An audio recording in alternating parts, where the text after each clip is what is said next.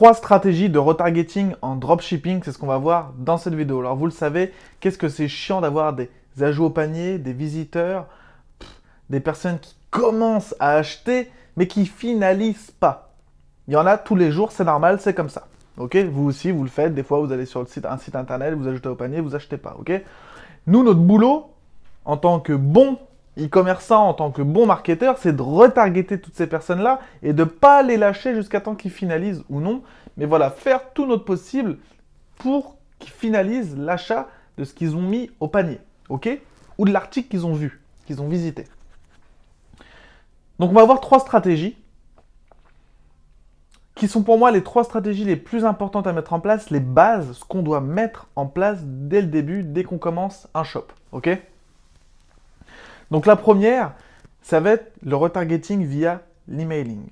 C'est-à-dire qu'une personne qui est intéressée par votre produit, qui vous lâche un email, vous devez envoyer une série d'emails pour que cette personne-là, elle peut ou non acheter votre produit dans les jours qui arrivent.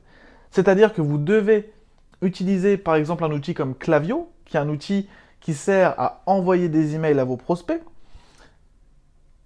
et automatiser des séries d'emails. Par exemple, une personne arrive sur votre site internet, elle donne l'email, elle commence à acheter, elle n'achète pas. Qu'est-ce qu'on va faire? Le jour même, on va envoyer un email pour lui dire « T'as oublié quelque chose au panier, voilà, tu peux finaliser si tu veux aujourd'hui. » Elle ne finalise pas. Le lendemain, on envoie un email. Apparemment, tu n'as pas finalisé ton panier. Je dis ça grossièrement, hein, c'est pas ce qu'il faut mettre dans les emails. Hein. Voilà, on te donne 10% pour que tu finalises ton achat. Elle ne finalise pas l'achat. 3 jours après, on lui renvoie un email, on lui offre un petit cadeau, pourquoi pas un petit PDF sur le sujet par rapport au produit qu'elle a ajouté au panier. On lui offre un PDF et on lui donne un petit code de réduction, ou on lui donne rien du tout, mais on lui dit tu as toujours ton panier ouvert. Alors, c'est pas exactement ça qu'il faut faire. Là, je vous dis grossièrement, ok?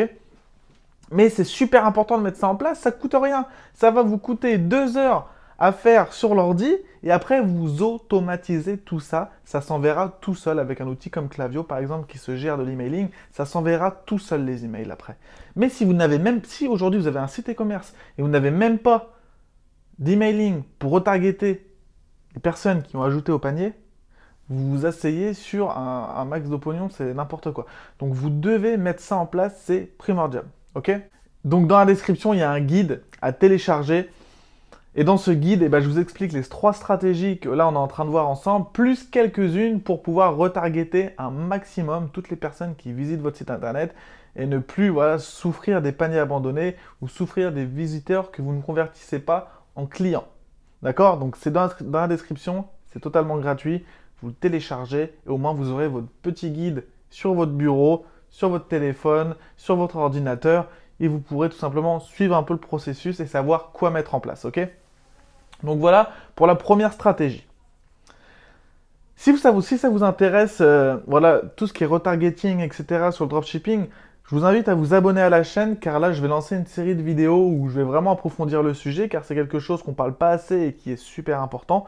Donc si ça vous plaît ce genre de vidéo, n'hésitez pas à mettre un like et à s'abonner à la chaîne car il y aura plus de vidéos qui viendront par la suite.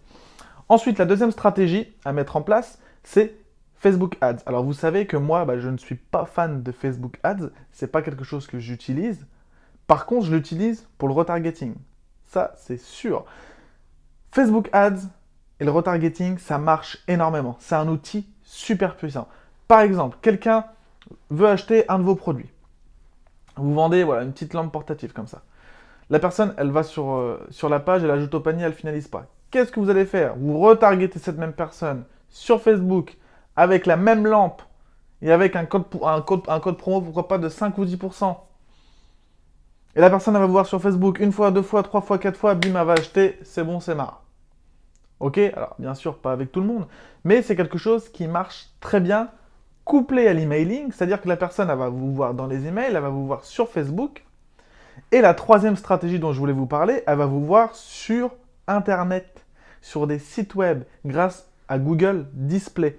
Google Display, c'est un outil dans Google Ads qui nous permet d'apparaître. Vous savez, des fois, vous vous baladez sur un site Internet, par exemple, vous voulez acheter un matelas, vous vous baladez sur un site Internet, hop, vous mettez un matelas, vous l'ajoutez au panier, et puis puis c'est tout, vous passez à autre chose. Et là, d'un coup, dès que vous allez sur un blog ou quoi que ce soit, ou même sur YouTube, vous voyez des matelas arriver de partout.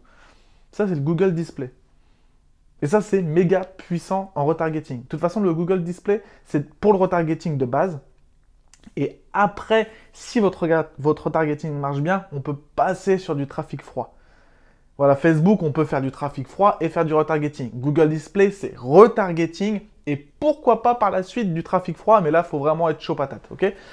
Donc, si vous couplez ces trois stratégies, emailing, Facebook Ads, Google Display, la personne, quand elle met un de vos produits au panier, elle va vous voir dans ses mails, sur Facebook, sur les réseaux sociaux, sur Internet. À un moment donné, elle va dire c'est bon, j'achète. Alors, faut pas non plus spammer les gens et faire n'importe quoi, mais on peut vraiment faire quelque chose de sympa et retargeter un peu un maximum les personnes pour ne plus souffrir des paniers abandonnés, etc. Si ça vous intéresse, j'ai fait une formation sur le sujet qui est disponible dans la description. En ce moment, il y a une réduction dessus. Et en fait, dans cette formation, on va voir, en fait, c'est le guide ultime du retargeting. On va voir comment retargeter sur Google Display, comment retargeter via l'emailing, comment retargeter sur Facebook. On va voir toutes les stratégies possibles pour retargeter les personnes, comment retargeter les personnes sur Tinder, comment retargeter les personnes. Mais vraiment, on va voir comment on peut retargeter les personnes partout.